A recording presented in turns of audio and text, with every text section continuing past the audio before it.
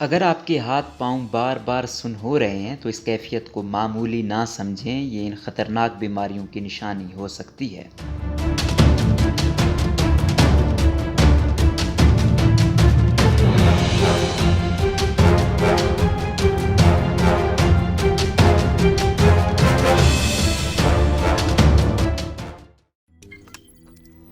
روزنامہ قدرت کی ویڈیو دیکھنے کے لیے ابھی یوٹیوب چینل پر سبسکرائب کریں اور بیل آئیکن پر بھی کلک کریں۔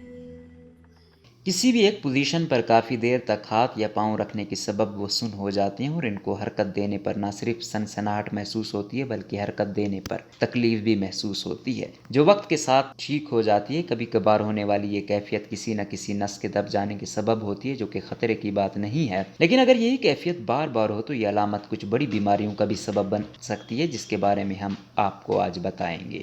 ذیابیطس یا شوگر کی بیماری میں خون میں شوگر کی مقدار میں اضافے کا براہ راست اثر اعصاب پر پڑتا ہے، جس کے سبب ان میں کمزوری واقع ہو جاتی ہے، جس سے وہ ہاتھ اور پیر سن ہو جاتے ہیں اور ان میں چبھن اور سنسناہٹ محسوس ہوتی ہے۔ اس وجہ سے اگر بار بار ہاتھ پاؤں سن ہوں تو اس صورت میں فوری طور پر شوگر چیک کروا لینی چاہیے۔ دماغ اور ریڑھ کی ہڈی کے مرض۔ بعض اوقات دماغ یا ریڑھ کی ہڈی کے کچھ حصے سخت ہو کر یا پھر ان میں کسی قسم کی رسولی بن جاتی ہے، جس کو ملٹیپل اسکلروسس بھی کہا جاتا ہے۔ اس بیماری میں ہاتھ اور پیر بیٹھے بٹھائے سن ہو جاتے ہیں۔ یہ ایک لاعلاج بیماری ہے جس کو مختلف قسم کی ورزشوں اور فزیو تھراپی سے بہتر بنا سکتے ہیں۔ فالج۔ اگر بیٹھے بٹھائے ہاتھوں پیروں میں کمزوری محسوس ہو اور سر میں درد کے ساتھ ساتھ بولنے میں دشواری ہو رہی ہو تو اس کا مطلب ہے کہ کسی وجوہ کی بنا پر دماغ کو خون کی فراہمی متاثر ہو رہی ہے، اور یہ فالج کی بیماری کی ابتدائی علامات بھی ہو سکتی ہیں، اس لیے ایسی حالت میں فوری طور پر ڈاکٹر سے رجوع کرنا چاہیے۔